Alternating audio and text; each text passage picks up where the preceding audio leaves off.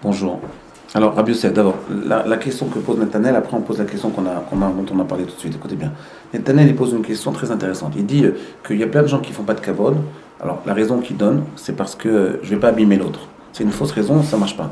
Maintenant, il y a des gens qui sont plus honnêtes. Ils se disent, je vais pas faire de kavod à l'autre. Pourquoi? Parce que si je fais du kavod à l'autre, eh ben, en fait, il va finir par croire l'autre qu'il est plus que moi. D'accord? Donc en réalité, pourquoi je ne fais pas du kavod à l'autre? Parce que j'ai peur de me rabaisser en faisant du kavod à l'autre. Alors ça, c'est déjà un signe que la personne, elle a besoin de se construire.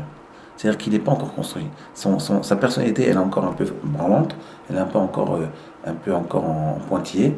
Et donc, si j'ai un conseil à lui donner à cette personne-là, s'il pense que quand il va faire du kavod, il va dire, il va complimenter son prochain ou son ami, ou même ses enfants, même son rave, s'il va le complimenter, alors ça va le diminuer à lui. Alors moi, je lui donne un conseil, fais-le. Complimente-le, tu verras qu'avec le temps, ça va te construire.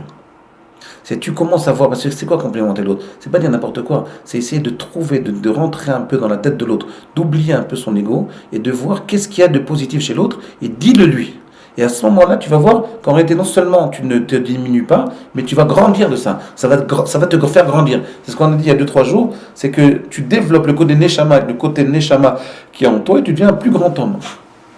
Même si tu as l'impression que ça va te diminuer, d'accord? Mais en fait, en le faisant avec le temps, tu vas voir, ça va te grandir. Donc, Dafka, quand tu penses, c'est justement, quand tu penses que ça va te diminuer, fais-le justement et trouve les points vraiment véridiques qui existent chez l'autre. Et même gonfle-le un tout petit peu. Et tu verras, non seulement ça va faire plaisir à l'autre, mais en plus, toi, avec le temps, ça va te grandir. C'est un petit conseil d'ami. Ok. Deuxième chose que je voulais dire, c'est la suivante. Alors finalement, on revient à la question essentielle.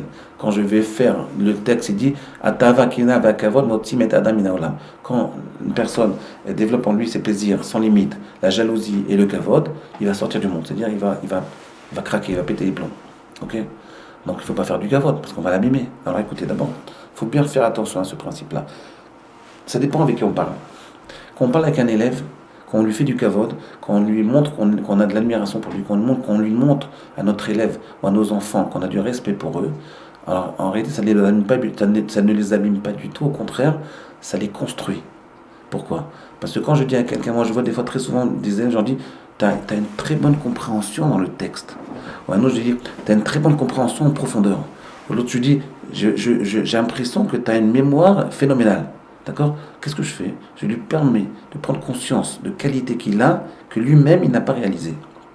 Donc, on le construit énormément. Moi, j'ai vu, il y a beaucoup de qualités que j'ai pu développer, parce que mes maîtres m'ont mis le point sur cette qualité. D'accord?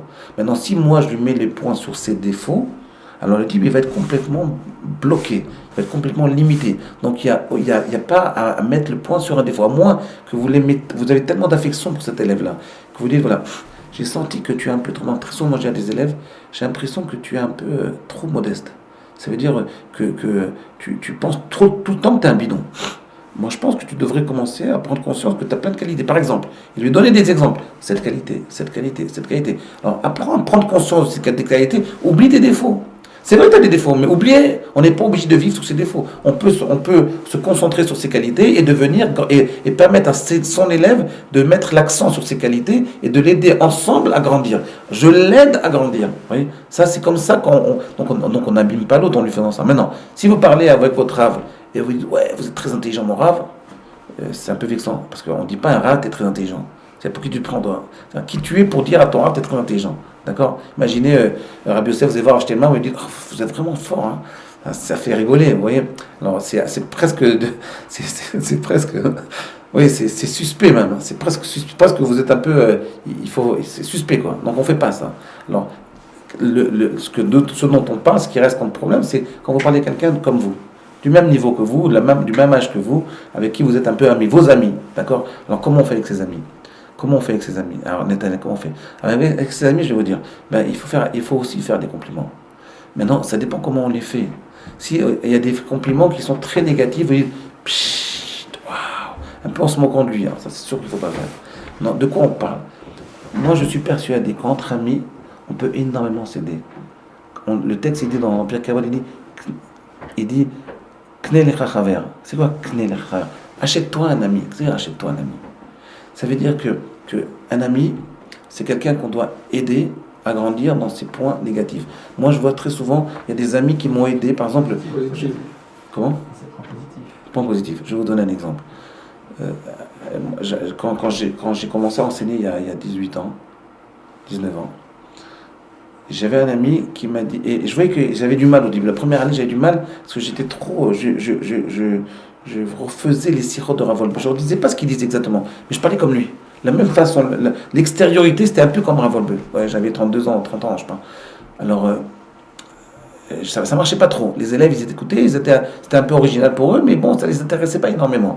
J'ai un ami qui est venu, il m'a dit, je donnais un conseil. Je lui ai rien demandé. Hein. Il m'a dit, voilà, moi je t'aime bien, et j'ai senti que c'était vrai. J'ai donné un conseil. Il m'a dit, tu parles bien, et j'ai donné un conseil. Arrête d'écouter Rav Wolbe. Oui. Et bien, ce conseil, au début, je ne l'ai pas écouté.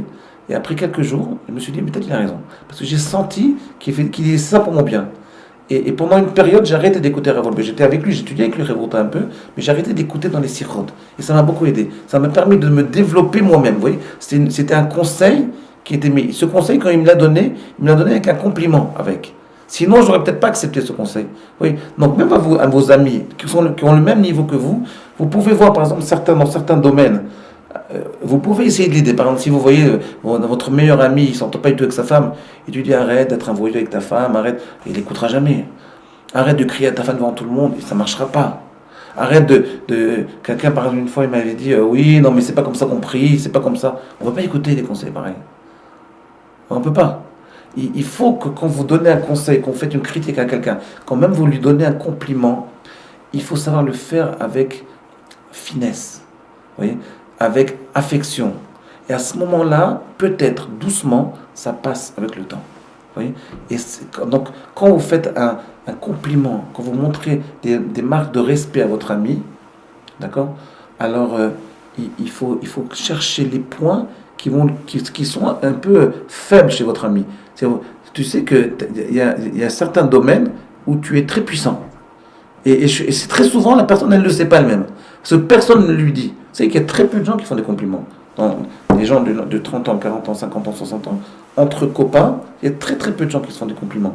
Ils sont là, ils rigolent, ils font des vannes et tout, mais ils ne font pas de compliments. Mais apprenez à faire des compliments, vous allez voir. Mais d'une façon fine. Et vous allez voir comment vous allez permettre à l'autre de grandir. Et à ce moment-là, vous allez voir à quel point vous avez changé la vie de votre ami. Oui, c'est comme ça qu'il faut travailler sur le kavod. C'est ça le respect qu'il faut travailler avant de recevoir la Torah. Oui, avant de recevoir la Torah pendant 33 jours, il faut travailler sur le kavod. C'est-à-dire que si on n'a pas un respect de soi-même, si on n'a pas de... Vous savez, mon maître il disait toujours, un jeune qui est Bachor Yeshiva, il ne faut pas le faire travailler sur la gava. Il ne faut pas lui dire, sois modeste. Laisse-le développer son kavod. Fais-lui plein de shvachim. Parce qu'il a besoin de croire en lui-même. Quand vous faites des compliments à quelqu'un, il faut lui permettre de croire en lui-même. Quand il croit en lui-même, il peut recevoir la Torah. Vous voyez ? Voilà, à demain.